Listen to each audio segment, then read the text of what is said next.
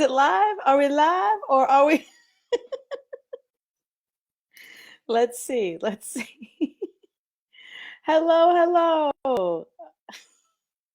Hello, and welcome to the S Word Live.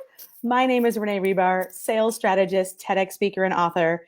And my goal is to help make sales simple and fun. So whether you feel like you're at zero, whether you're at five figures, whether you're at six figures, whether you're at 7 or 8, it is very challenging at every level to establish the price. So today I want to talk about the problem with your price.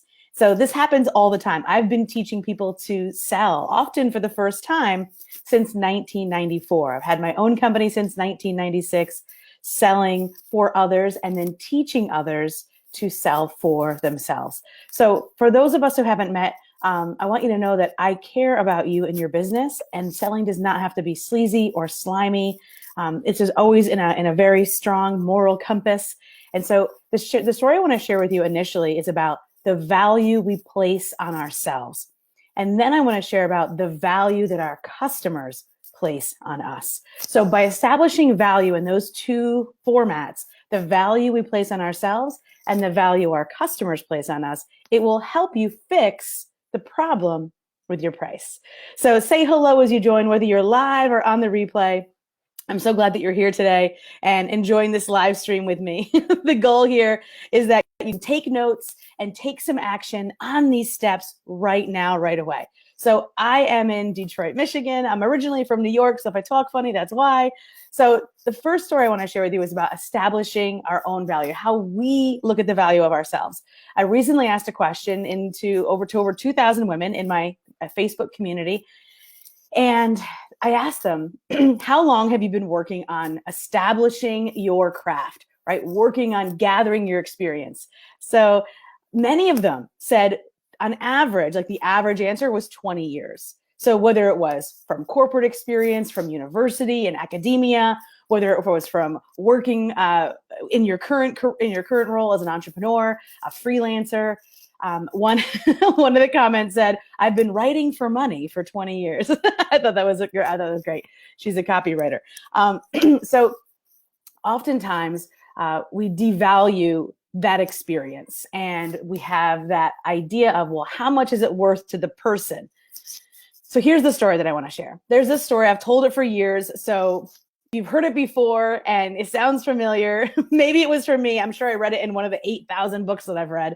So the story is, you're in a manufacturing plant, where you imagine in Detroit, and you're in a manufacturing plant, and imagine like all these belts and wheels and gears are moving all around the manufacturing plant. Maybe if you might even imagine today, we've seen a lot of commercials about what the inside of an Amazon shipping packaging unit looks like. So imagine all those belts and wheels and gears moving around, and then all of a sudden, it stops.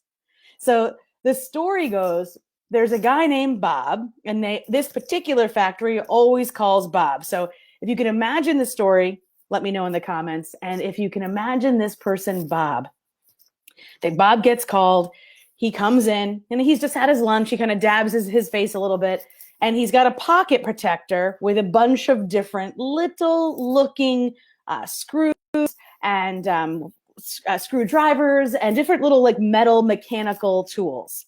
But you can't really tell what they are. You just know that it's in his pocket. He's not really carrying a lot. He has his little briefcase. You don't know what's in there. It could be an extra sandwich. Bob looks like he's had a couple.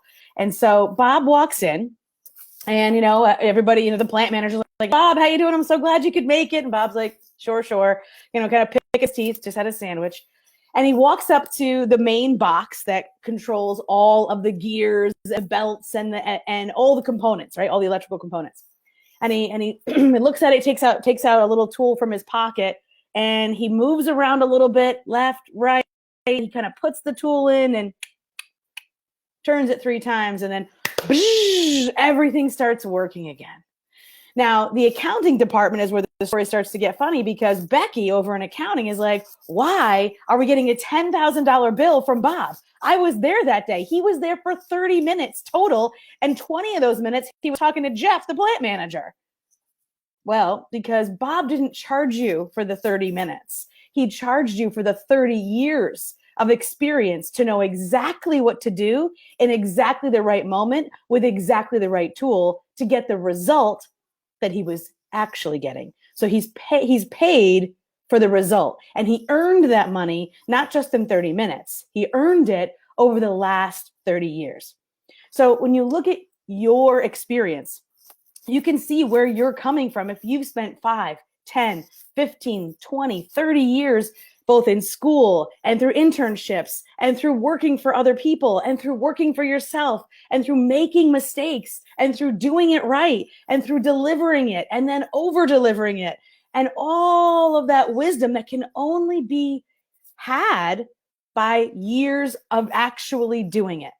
It's kind of like riding a bike, right? Once you learn to ride a bike, you know how to keep riding it. However, there's levels of bike riding. I think my level of bike riding probably ended when I was 7 and finally figured it out. But there's others that continue to hone their craft. Over time, they learn about gears and seats and all the different tire pressures and all the different accoutrements you might have on your bike and the different trails and tracks you might run on your bike on. And it's from that they become expert cyclists, right? So you have become, if you've invested that time and energy, you have become that expert.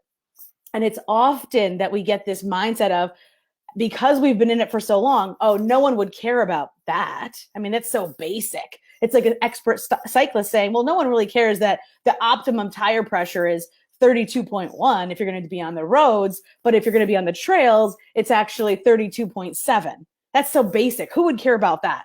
Well, guess what? A lot of people really think that's fascinating and important. And of course, how would they know you know it? Because you've been cycling on both the roads and the trails. And so you would expertly know. So if that story rings true for you, tell me in the comments, let me know, send me a message, because that story is one that I think that we've heard before, but maybe we just don't tell it enough. And we certainly don't share it enough with ourselves.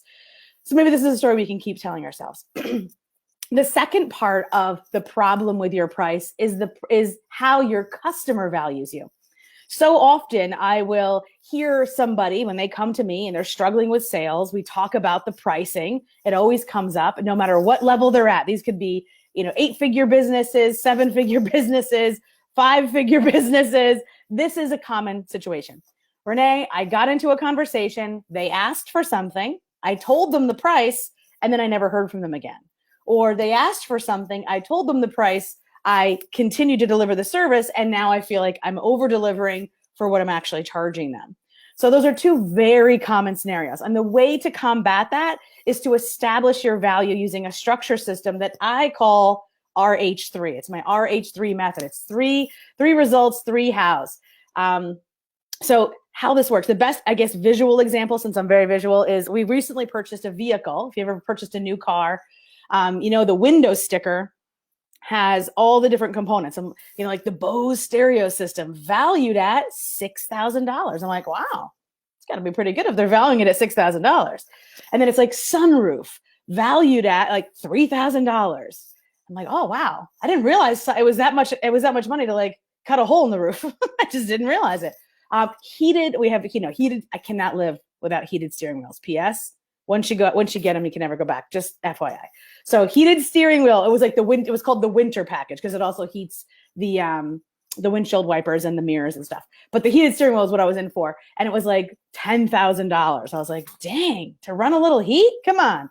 But what it did is it helped me establish the understanding of the total ticket price. And what the car dealership did is it had that sticker there so that it could help us understand why they were charging what they were asking. Now, once we sat down, the salesman then said, well, because of our relationship, because you purchased with us before, we're going to give it to you for this. And because of this reason, you're going to get this additional discount. And so at the end, I'm like, wow, I really got a good deal. This is amazing. So how do you do that for yourself? So you can say, well, typically the research that I do, the accounting that I do, the tracking, the key performance indicators, the dashboard, all of that sold separately with my strategy and implementation over the course of 6 weeks. All of that sold separately would be upwards of $10,000. However, for you, because, and you have your because reasons, I'm willing to give it to you for only this much. And that price becomes so much more valuable when you actually say it. So those are the two main reasons that I think right now you can fix the problem with your price. I'll see you next week for more actionable tips. Have a great day.